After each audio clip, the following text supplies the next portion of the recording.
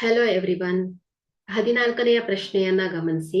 ಕೊಟ್ಟಿರುವ ಚಿತ್ರದಲ್ಲಿ ಆರ್ ತ್ರಿಜ್ಯ ಮತ್ತು ಎಲ್ ಓರೆ ಎತ್ತರವಿರುವ ಒಂದು ಶಂಕುವನ್ನ ಆರ್ ತ್ರಿಜ್ಯವಿರುವ ಅರ್ಧಗೋಳದ ಮೇಲೆ ಇರಿಸಿದೆ. ಉಂಟಾದ ಘನಾಕೃತಿಯ ಪೂರ್ಣ ಮೇಲ್ಮೈ ವಿಸ್ತೀರ್ಣವನ್ನ ಕಂಡುಹಿಡಿಯುವ ಸೂತ್ರವನ್ನ ಬರೆಯಿರಿ.